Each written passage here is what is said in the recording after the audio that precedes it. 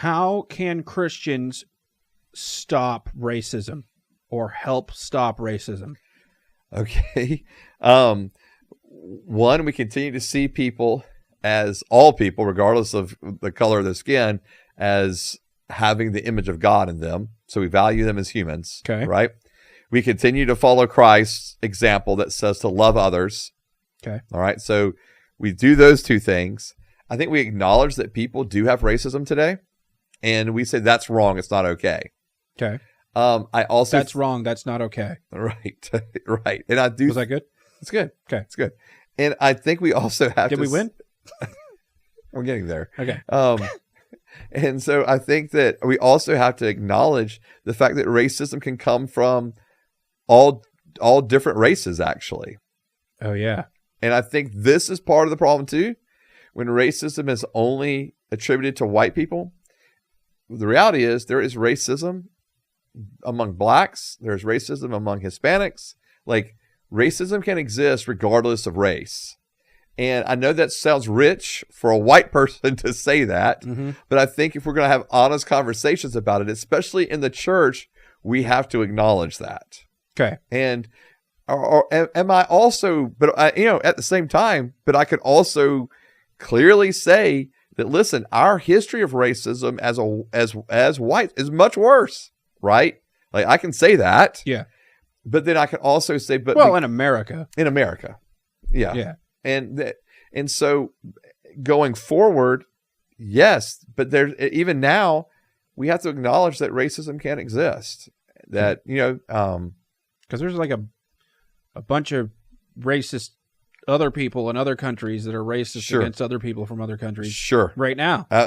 Absolutely. Right? Absolutely. Yeah. Yeah. So obviously we reject, Let's hate them.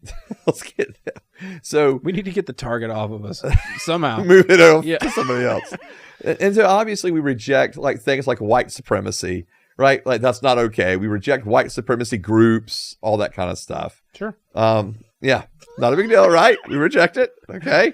And I think one thing that's helpful too is to actually make a distinction between people who are just racist and individuals that have racial biases or even racial prejudices. Okay. Because I think unfortunately when we start grouping all of it together and say you're biased or you're a racist, Yeah. well, that's not always the case.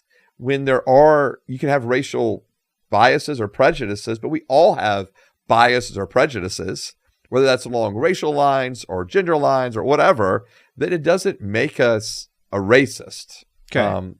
And so I think that's important. And just as I said a second ago, man, we've got to absolutely just reject the notion of CRT, of critical race theory, and I think for me as a Christian, the biggest part is that no one, and it doesn't matter if it's on the, I'll put it this way, I guess no one, regardless of race or gender or sexual orientation or religion, or country of origin should ever be reduced down to just that. Like, that should not ever be the core of, like, that's not how I should look at someone, right? Like, this is kind of that idea of rejecting the identity politics, rejecting that someone is just simply who they are based on the color of their skin or their gender or whatever it may be, their sexual orientation. And so we reject those core ideas, and because I want to see an individual as a whole person. But at the same time, I'm not saying we become colorblind. That phrase is thrown around some. Become colorblind. Well, that's stupid. Some people are actually colorblind. Well, there are some people who are colorblind. Yeah. Yeah. You should be more respectful. My bad. And so, but in regards to race, we shouldn't take on that idea of just be colorblind. Don't seek race. Don't see color. No, the reality is that's part of God's creation and diversity is that we see color. We're white. I have friends that are Hispanic. I have friends that are black. I have friends that are Asian. Great to be able to You just keep throwing that out there. I know. And so, but you look, but it's not like, so yes, because I think color blindness is stupid because then it just takes away people's own heritages and traditions and, things that are important to their family. So I think that's just stupid to do that. I have friends who are colorblind. Okay. I'm sorry they're colorblind. I have family who's colorblind. How about that? So me too. Wow. But I don't think that we don't reduce people down to those things, but we don't become colorblind. We see it, we recognize it, we honor it. And so, but we also don't think that just the color of your skin is all that matters about you. That's who you are. I think you're so much more than that. And so, yeah, man. Oh, isn't that cool? Wow. Yeah.